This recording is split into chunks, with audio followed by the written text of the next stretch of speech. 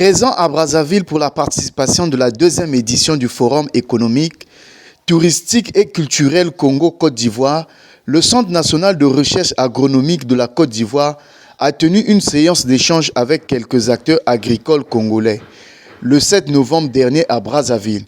Ceci avec le concours de la Concertation nationale des organisations paysannes, en sigle SNOP, un organe que préside M. Séraphin Médard Ntadi, qui nous explique ici le bien fondé de cette collaboration. Le Congo souffre de plusieurs maux, tels que le manque de semences.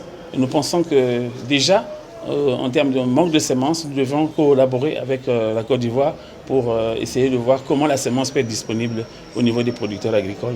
Sans semences, nous ne pourrons pas produire. Et ensuite aussi, renforcer les capacités des producteurs et des chercheurs pour que la semence soit prête aux producteurs, disponible au moment où nous cherchons la semence au niveau du Congo. Où nous sommes en train d'échanger sur la manière dont le système national fonctionne au niveau de la Côte d'Ivoire.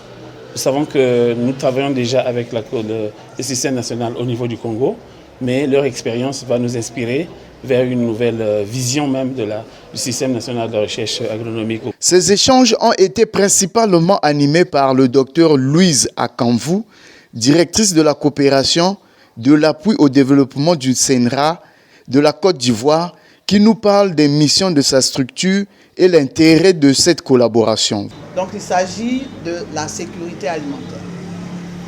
La sécurité alimentaire de nos pays. National de recherche agronomique, c'est de créer l'information, de créer la connaissance, de créer les technologies. Et donc, ces technologies peuvent être transformées en innovation et produire ainsi la transformation de l'agriculture.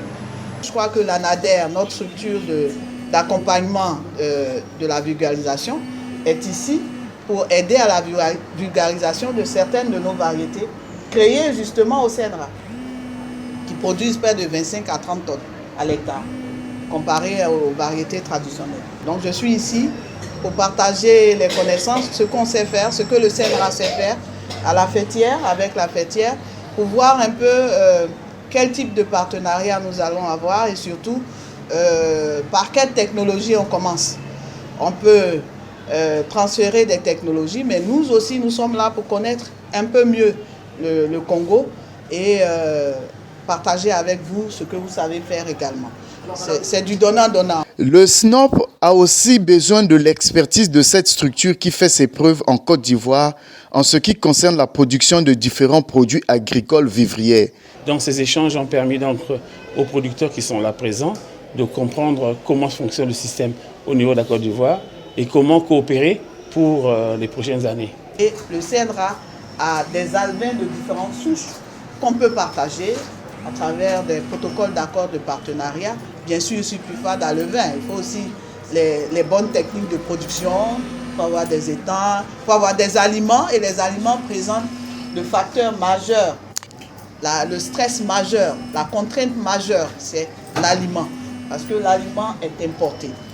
Nous pouvons ensemble, avec vous et la structure de recherche du Congo, produire des aliments, pourquoi pas.